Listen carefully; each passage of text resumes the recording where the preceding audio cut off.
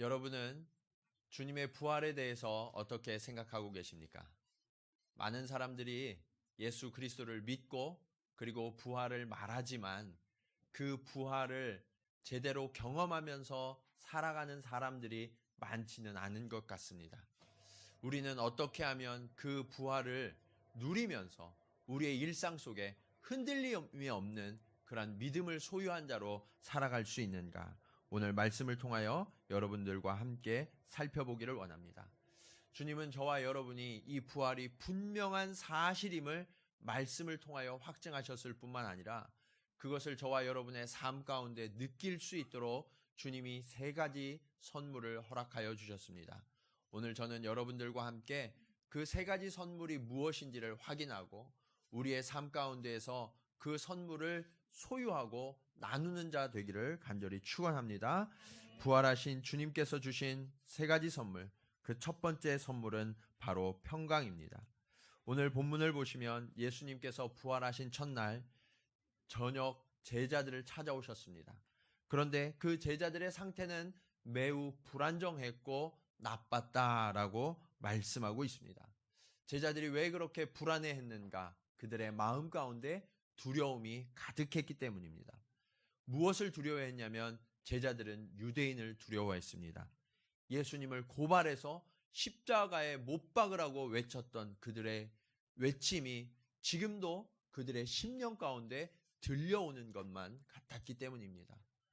특히 베드로는 그를 향하여 너도 예수와 함께 있었노라고 고발하는 그런 유대인들의 고발이 끊임없이 그들의 가슴을 울리고 있었습니다. 누구보다 제자들은 예수님의 부활의 소식을 먼저 알았어야 했어요. 그리고 예수님이 부활하신 사실을 가장 먼저 기뻐해야 될 사람들이 바로 제자들이었습니다.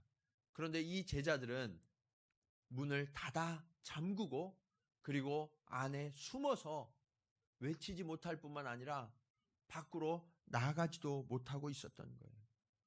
부활은 이미 이루어져 있는데 그들의 마음 가운데에는 두려움이 가득 차서 그 부활을 누리지 못하고 경험하지 못하고 있었다라는 것입니다. 사실 그날 아침 막달라 마리아는 예수님의 무덤에 먼저 찾아갔었습니다.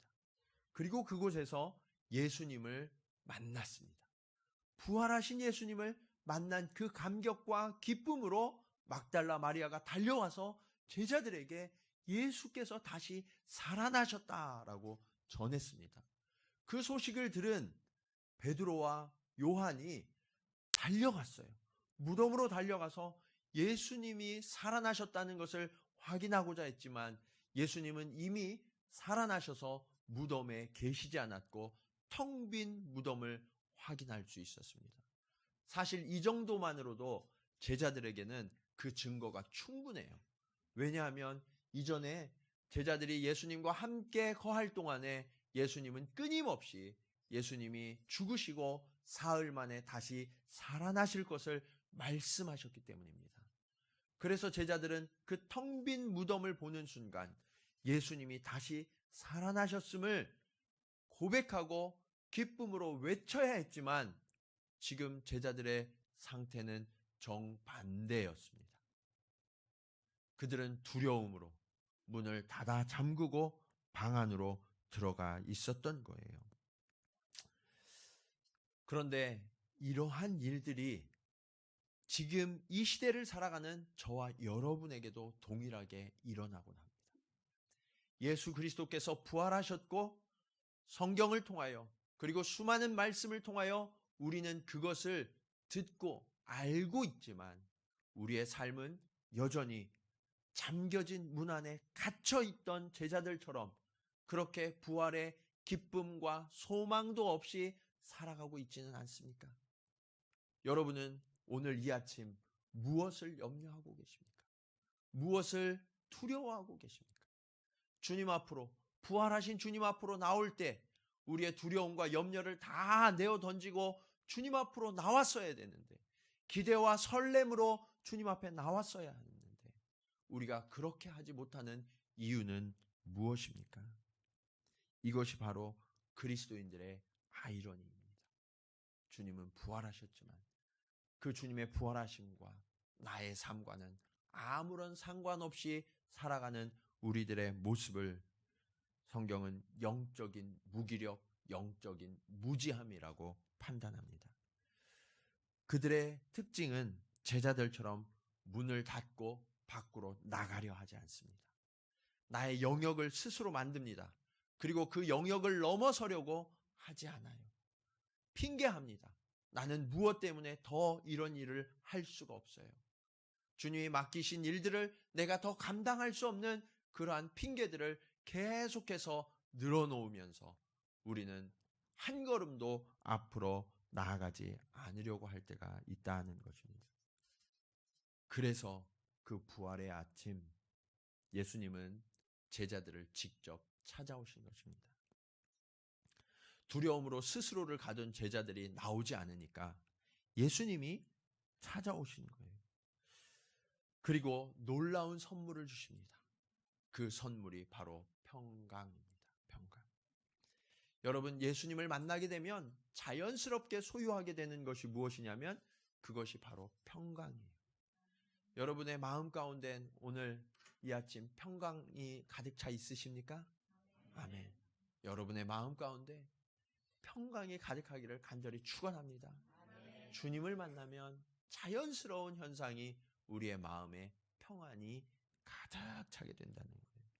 성경은 곳곳에서 하나님을 만난 사람들이 갖추어야 할 마음가짐에 대해서 말씀하고 있는데 하나님이 당신의 사람들을 부르면 제일 먼저 하시는 게 뭐냐면 제일 먼저 하시는 말씀이 두려워 말라 내가 너와 함께함이라 나는 너의 하나님이 됨이라 라는 말씀이에요.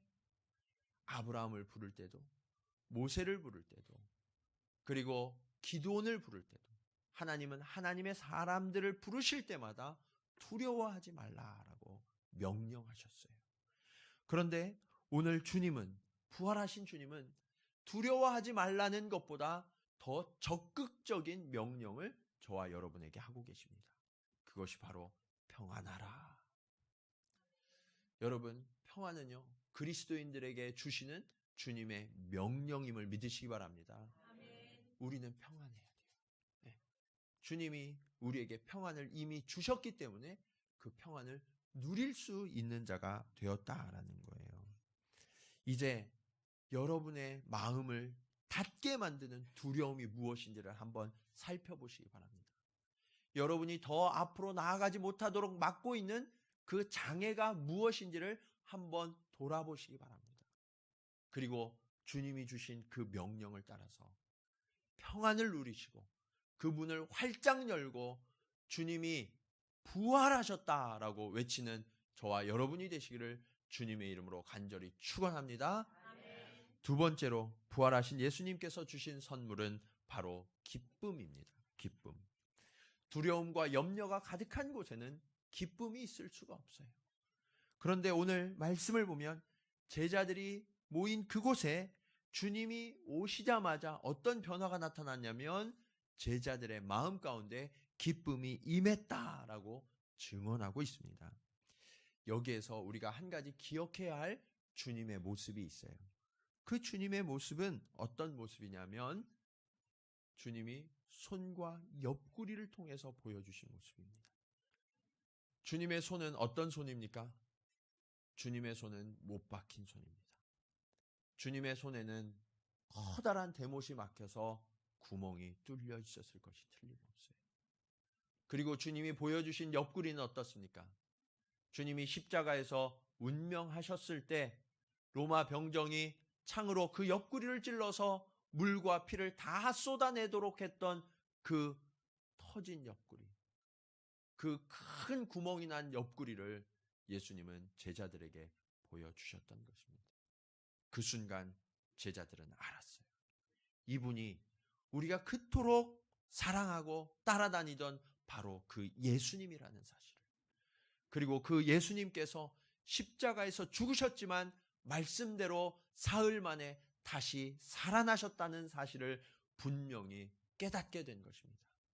이 깨달음이 제자들에게 들어오자마자 그들의 심령 가운데에는 두려움이 떠나가고 기쁨이 임하기 시작했던 것입니다. 이와 같이 예수님을 제대로 만난 사람, 그 부활의 능력을 제대로 만난 사람들의 심령 가운데에는 두려움과 염려가 모두 사라지고 주님이 주시는 기쁨이 가득 차게 됨을 믿으시기 바랍니다. 오늘 예배하는 저와 여러분 가운데에도 부활하신 주님이 함께하고 계십니다. 그리고 손과 옆구리를 보이시면서 기뻐하라 라고 명령하고 계십니다. 이 기쁨을 소유하시기를 간절히 축원합니다. 이제 그 주님이 우리에게 말씀하세요. 요한복음 16장 24절에서 주님은 잡히시기 전에 이미 이렇게 말씀하셨습니다. 지금은 너희가 근심하나 내가 다시 너희를 보리니 너희 마음이 기쁠 것이요 너희 기쁨을 빼앗을 자가 없으리라. 부활하신 주님을 만나게 되면 우리가 기쁘게 되는데 이 기쁨이 다시는 빼앗기지 아니하는 영원한 기쁨이다라고 말씀하고 있는 거예요. 여러분 주변에 있는 어려운 일, 환난, 고난, 나를 힘들게 하는 사람, 그런 사람들이 내 기쁨을 빼앗을 수 없음을 선포하시기 바랍니다. 주님은 그렇게 저와 여러분의 삶 가운데 영원한 기쁨을 선물로 주신 거예요. 그런데 우리의 삶을 한번 돌아보기 원합니다. 주님은 그렇게 그 영원한 기쁨, 영원한 평안을 선물하셨는데 과연 여러분은 평안하시고 기쁘십니까? 여러분은 흔들림이 없는 그 기쁨을 누리고 계신가 하는 질문입니다. 사실 우리 많은 그리스도인들이 예수 그리스도의 부활을 들었고 믿고 있지만 우리의 일상 중에 그 기쁨을 누리지 못하면서 살아가는 그리스도인들이 너무나도 많이 있어요. 여러분, 부활주일의 기쁨은 여러분이 계란을 받는 것 이상이에요. 여러분이 부활주일에 성가대가 하는 그 칸타타를 듣는 것 그 이상이 되어야 합니다.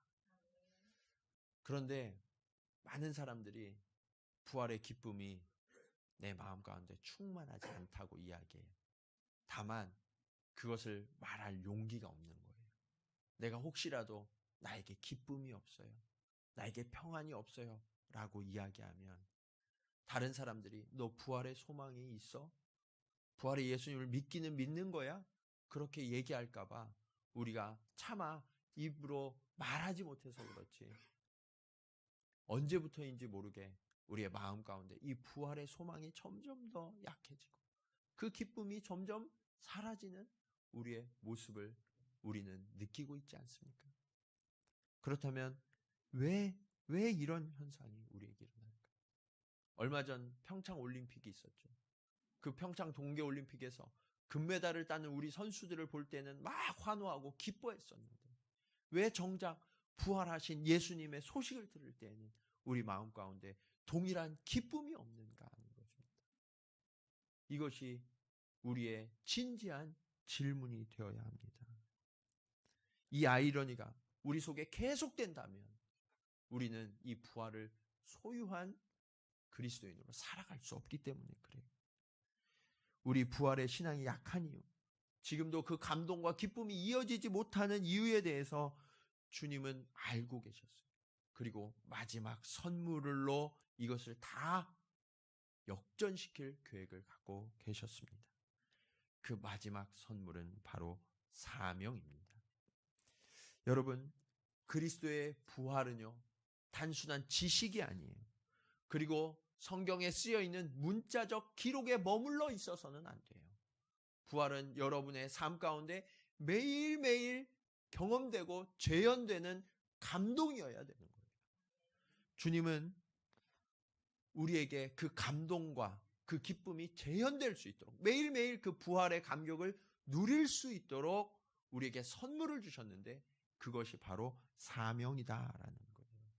왜냐하면 그 사명을 수행하는 동안에 주님이 함께 하시고 그 사명을 우리가 철저하게 지키고 충성할 때 주님의 능력이 더하여지기 때문에 그렇습니다. 우리가 부활의 감격을 누리지 못하는 이유는 우리의 삶을 사명의 현장으로 만들지 못하기 때문에 그래요. 여러분이 살아가고 있는 그 삶의 현장을 사명의 현장으로 바꿀 때 주님의 부활이 생생하게 경험됨을 믿으시기 바랍니다. 우리는 그렇게 우리의 삶의 현장을 바꿔야 돼요. 여러분의 삶의 현장은 어떤 현장입니까? 여러분이 일하시는 그 일터는 과연 부활하신 주님이 찾아오셔서 역사하시는 현장입니까? 여러분이 가정에서 일하시는 그 가사의 일들은 부활하신 주님이 존귀하게 여기시는 그러한 생명의 현장으로 바뀌고 있습니까? 우리가 지금 예배하고 있는 이 예배의 현장은 과연 부활하신 주님이 약속하신 그 부활의 능력이 나타나고 있는 그러한 현장입니까? 주님은 그곳마다 주님의 부활의 능력이 나타나야 한다라고 명령하고 계세요. 어떻게 그런 일을 할 수 있습니까? 우리가 주의 마음을 품고 우리가 거하는 모든 현장을 사명의 현장으로 인식하고 바꾸어 갈 때 그러한 부활의 능력이 그곳마다 임하게 되는 것입니다. 그런데 제가 이렇게 사명을 말하고 외치면 어떤 분들은 벌써 마음이 움츠러드는 분들이 있어요. 그럴 줄 알았어. 목사님이 또 뭔가 우리에게 의무를 지우고 책임을 지우시는구나. 네. 그렇게 생각하시는 분들이 있어요. 벌써부터 문을 닫고 들어갈 준비를 하고 계시는 거예요. 제자들처럼. 네. 그런 곳에는 능력이 나타나지 않아요. 은혜가 나타나지 않아요. 두려움과 염려에 빠지면요, 그곳 가운데 하나님이 역사하시지 않는다는 거예요. 여러분, 그런데 그렇게 두려워하지 마세요.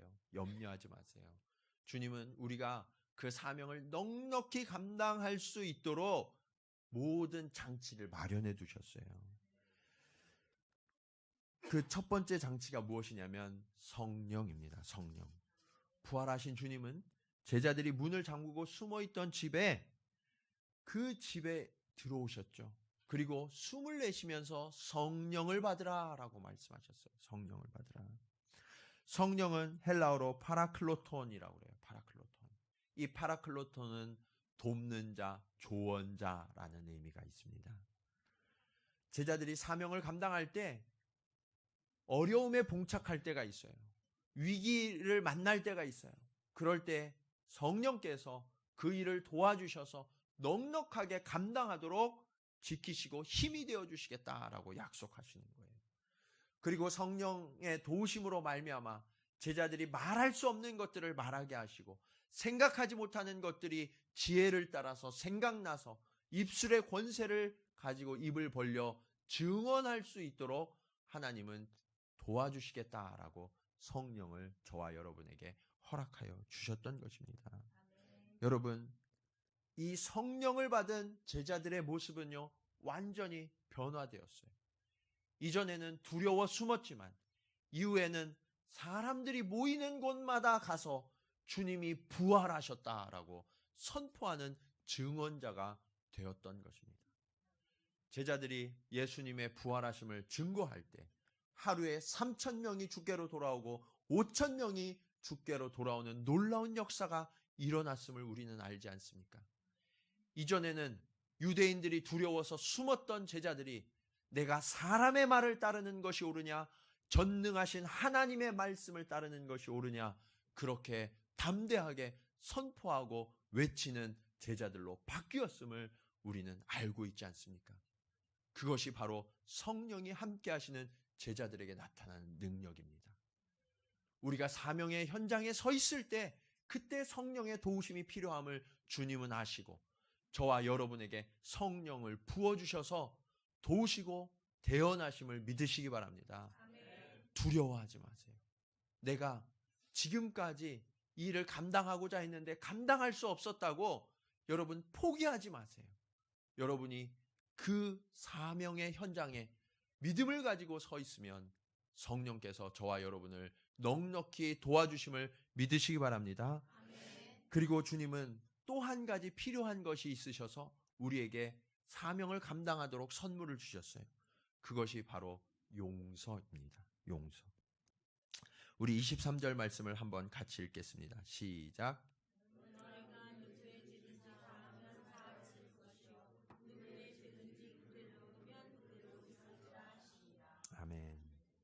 예수님이 부활하셔서 제자들을 만나시고 그리고 사명을 맡기시는데 엉뚱한 말씀을 하시는 것 같아요. 죄를 사해 주라고, 용서해 주라고. 이것이 사명과 무슨 관련이 있기에, 이것이 부활의 능력과 무슨 관련이 있기에 주님은 용서하라고 말씀하셨을까요? 여러분, 여러분의 삶의 자리를 한번 진지하게 돌아보시기 바랍니다. 하나님이 나에게 사명을 주셔서 내가 그 일을 책임감을 가지고 열심히 감당하려고 할 때마다 어려운 일이 일어나요, 안 일어나요? 일어나요. 은혜가 크면 클수록 어려움도 커요. 방해와 대적이 항상 따라가게 됩니다. 그런데 그 방해하고 대적하는 사람들이 누구예요? 내가 그렇게 열심히 섬기려고 하고 또 헌신하려고 할 때마다 나를 방해하고 대적하는 사람들. 그 사람들은요, 멀리 있는 사람들이 아니에요. 사실은 나와 가장 가까이 있는 사람들이, 나의 가족들이 방해할 때가 있어요. 그리고 한 교회에서 섬기는 지체들, 형제 자매들이 나의 그 은혜의 걸음을 막고 방해할 때가 있다라는 거예요. 여러분 사실 그러시죠? 누구 때문에 힘들어요? 예. 김정은 때문에 힘드세요? 예. 그런 일 없어요. 나를 정작 힘들게 하는 사람은 내 옆에 있는 남편, 아내, 부모, 자식, 그리고 한 교회에 있는 지체들인 경우가 많이 있어요.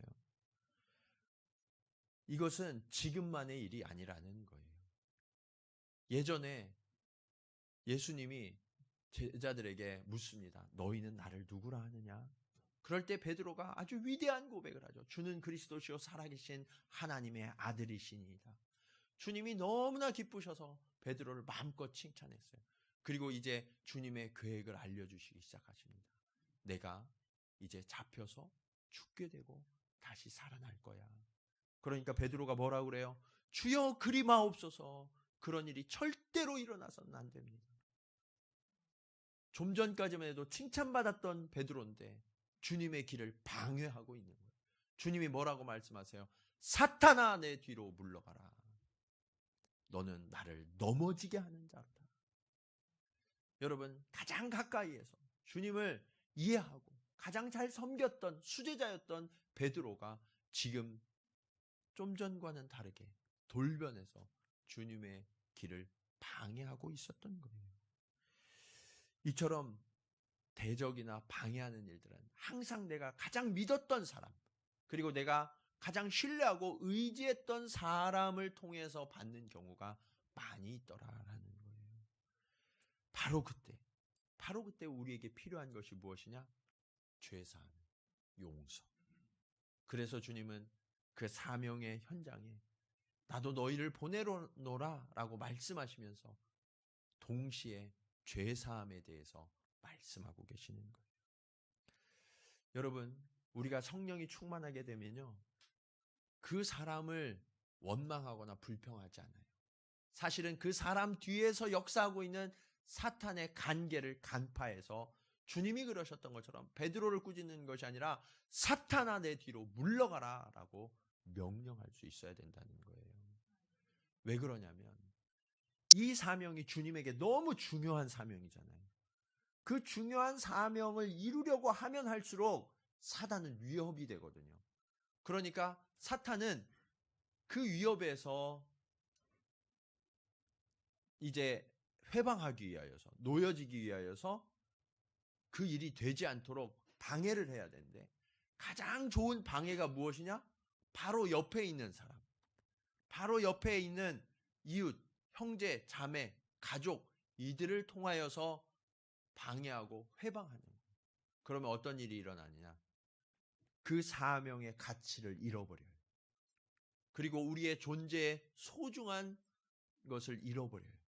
그래서 그 사명을 이제 놓아버리고 싶은 마음이 들거든요. 아, 나의 가장 소중한 존재들하고 이렇게 부딪히면서까지 이 일을 해야 돼.